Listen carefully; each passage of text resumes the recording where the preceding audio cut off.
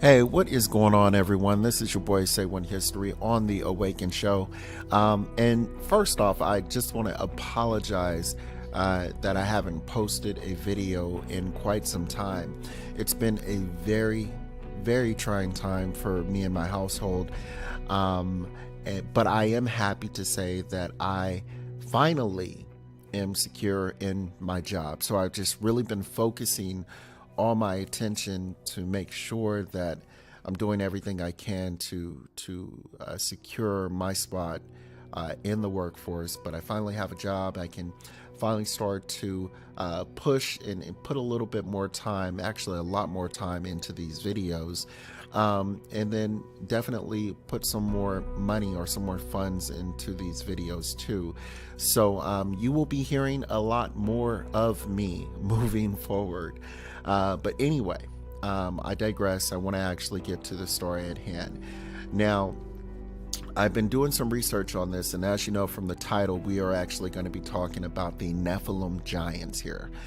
And what I found is very interesting. Now, you can get tons of information on Nephilim and giants pretty much anywhere you look at on the internet. But truth be told, there's very little information in the Bible about Nephilim. There's maybe a few scriptures, and that's it in regards to the actual Nephilim and the giants. And some events, you can even find that the way they describe them are not necessarily giants. Some call them angels, some call them Nephilim, some call them the fallen one. It just depends on who you're actually talking to. Now, what I wanted to do when I was doing this research here is look for factual information in reference to this. I didn't want to put in any scriptures. I didn't want to get biblical on anyone, because there's so much when it comes to just the theology of the whole deal. So I didn't want to go into that aspect of this particular topic here. But what I wanted to do is look at the facts, the hard facts about Nephilim giants, and if they did exist in this world in the past. And what I found was interesting. So as I'm looking up this information here, there's tons of lore around it here, tons of lore about giants roaming the earth here, and where they came from, and descendants of Cain and Abel and whatnot.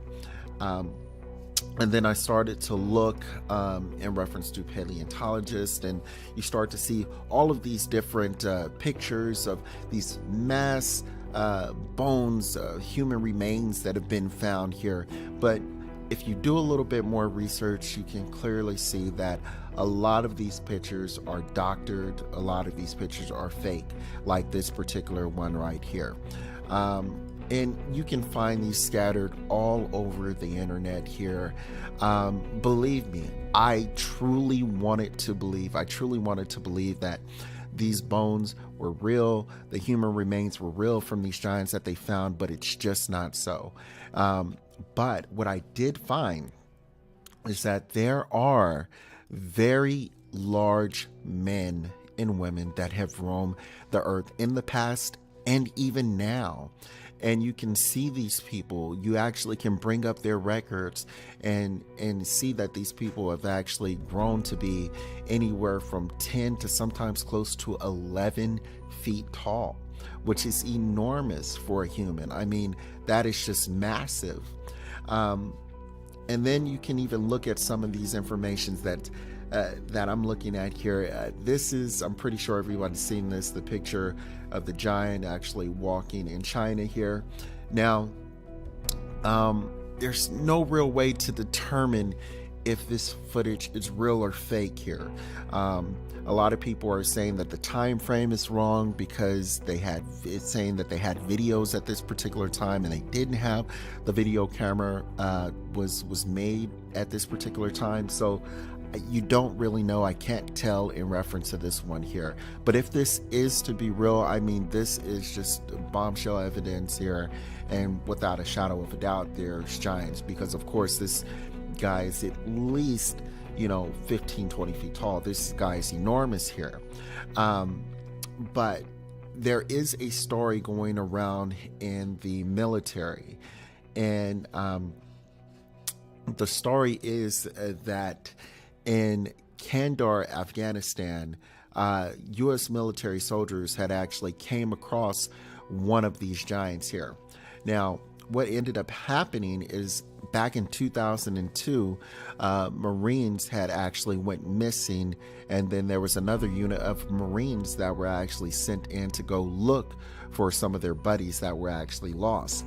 Now, when the U.S. Marine unit actually went looking for their buddies, he said that they seen a lot of remains lying around, bones and fragments, but they weren't close enough to decipher what it actually was. If it was a human, if it was an animal, they could not tell. What they did say is that when he looked at some of the equipment that was on the ground, he knew clearly that it was a piece of the equipment that you'd actually use for radio back and forth to headquarters. He said, so what he did is they tried to get a little bit closer into this particular cave, and what they saw was unbelievable. He said there was a giant that came out anywhere from 12 to 15 feet tall. He said that this giant actually had really long scarlet red hair. And this giant actually carried a shield as big as his body, which was crazy. He said they had so many different weapons, and he said it seemed longer than what it truly was, but they shot at this particular being. At least, they said they put at least 100 rounds or more into him, and he still stood.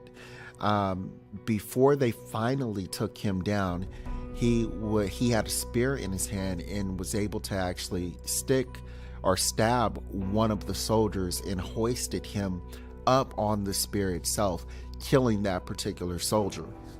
Now, they said when they finally put this giant down, or put this Nephilim down, the stench was extremely strong. They said it smelled worse than the skunk. They put him on a giant pallet. They said even in the fetal position, this thing was still roughly anywhere from 9 feet to 10 feet tall. It was so big. When they hoisted it up, they had to use a particular netting to actually get him inside the web net that was extremely strong, and they couldn't even use the regular helicopters to actually get him out. There was a bigger one that had to actually come pick this particular being up here. Now, if this is to be true, then we have some things to think about here. Now, coming from the U.S. military, I wanted to actually get in contact with some of my friends that are still in the service and ask them if they've actually heard about this before. And strangely enough, they have actually heard about it. There have been rumors going around in the military. So I can tell you that it is known in the military that something did happen. Now, if this is exactly true, I can't tell you for sure. But a friend of mine that's still in the military had actually informed me that, yes, he had been hearing stories that have been going around saying that there was a giant killed in Afghanistan here. He said, but a lot of people just thought it was fake. A lot of people just thought it was rumors. They couldn't confirm it here. So with that being said, I am going to let you listen to the accounts of one of the soldiers that were there who came forth. His voice is actually distorted, I would imagine, because he doesn't want his superiors to know that he's actually giving this information up.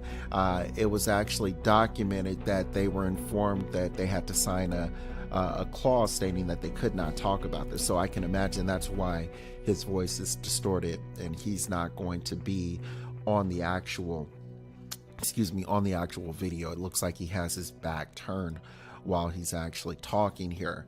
But again, I'm going to let you be the judge of this, and you decide and let me know what you think about this video. It's very interesting, but here we go. We would come back to the base and we started hearing this rumor about a unit that killed but they started calling this really tall person. At first I didn't think anything of it, and come to find out that the person that they killed actually was 3 times the size of a man, had extra digits on their hand and digits on their feet, and had red hair, and a special unit had come in and wanted this target. You were in Afghanistan in 2002, and you were called into a very remote section of Afghanistan because a patrol had basically gone missing. Exactly. Okay, and Exactly. there's no Well, villages around nothing for miles. Right. So it's very remote. Yeah, very remote. So we flew in.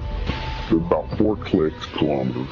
We're hiking through the same area where they were supposed to make one of their checkpoints, one of their rally points. And before we left, there was all kinds of what happened with an ambush, but that was even odd because at the point of ambush, we would call for maybe close air support, something, okay? There was no calls made, just off the grid. So we're coming down a mountainside, and it was a nice path, a goat path. As we bent around this corner, you could see this opening of the cave. There's a cave as we're coming around. And then I see there's a lot of rocks, which is another oddity, and then bone matter. When I'm not close enough to identify what kind of bones, but I did see something I knew was a piece of our communications equipment. So instantly we're thinking ambush, maybe animal, could be anything. And there was enough room in front of this cave, but it had a sheer drop-off. But there was enough room that we actually got into a decent dispersal in case of ambush. You see something coming out of the cave, and it's moving with a speed and agility that catches you off guard. Everybody. And he comes out. It was a man at least 12 to 15 feet in height.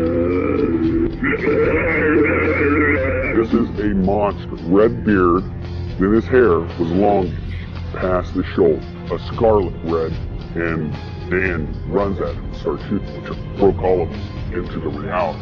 Because it was so surreal. Now your training is kicking in. Oh yeah, okay. Muscle memory, complete muscle memory. While Dan is moving at him, another bro of mine's laying down fire, and I start firing. He skewers Dan. He's now got him on this pike. It went through him. He's still got him, and he's coming after more. We all just clicked in. I don't know what it was, but I remember we're all like, shoot him in the face, shoot him in the face. And our weapons components were in force. We had 308s, and we had Barrett 50s. This is sounding longer than it took. We're talking 30 seconds. And he's taking multiple hits, and is still moving.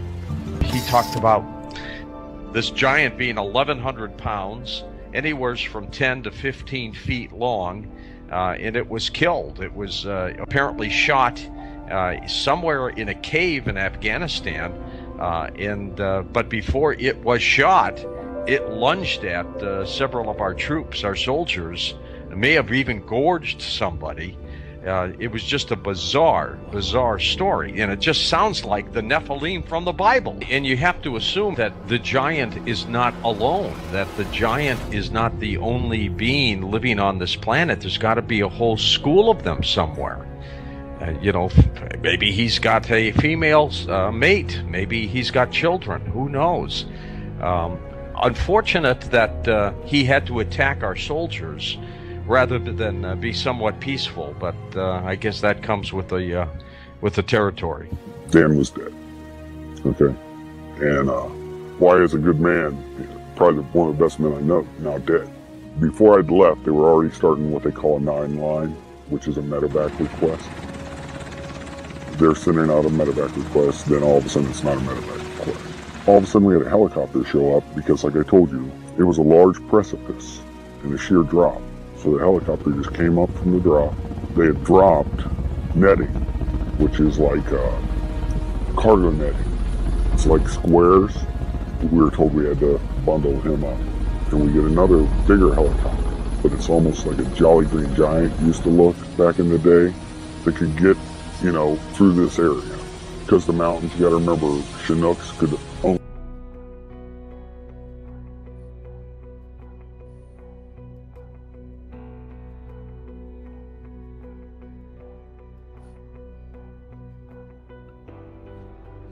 go in certain Apologize for places the because they had difficulty. enough It looks lift. like it's just coming on. And so we got him on there. The thing was too big. We couldn't move it. It smelled worse than a skunk. A corpse that's been around for a while. Really foul. Oh, it was like a combination because of the, how do you put that, the persistence of a skunk smell. But once the helicopter came in, dropped its little hook, and off he goes. The communication was sent out that we had a very large possible human creature. There you are in the hills of Afghanistan. How many troop members are you with? We had 6 on my crew. And when we say hills of Afghanistan, for us, we did not fly into the wilderness. We actually flew into a base. I guess this thing was transloaded out of the mountains by a CH-47. But I could see that it did have the 6 fingers.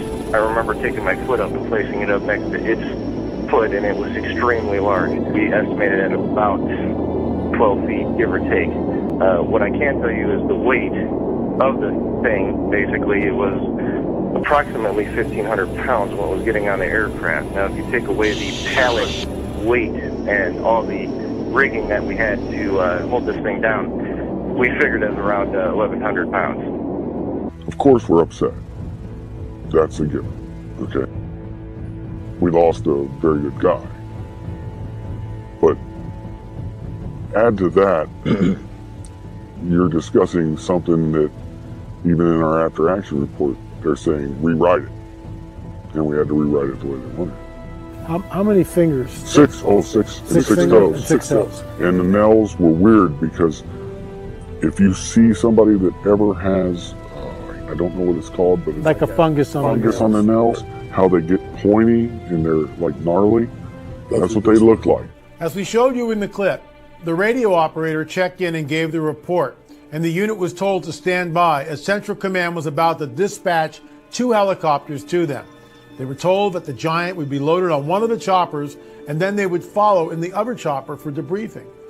The shooter told us that when the chopper landed, they loaded the Giant into a very large cargo net. The first chopper towing a Giant left, and then they boarded the second helicopter and followed. When they returned to their base in the Kandahar province in Afghanistan, they were debriefed and told to keep all of this under wraps. They were forced to sign a non-disclosure agreement, which essentially would prohibit them from talking about this to anyone. It is with great reluctance. So there you go. I'm not going to let that play any more than it already has here, but if you want to actually go ahead and check that out, I will definitely go ahead and leave a link in the description so you can look at that in full by yourself.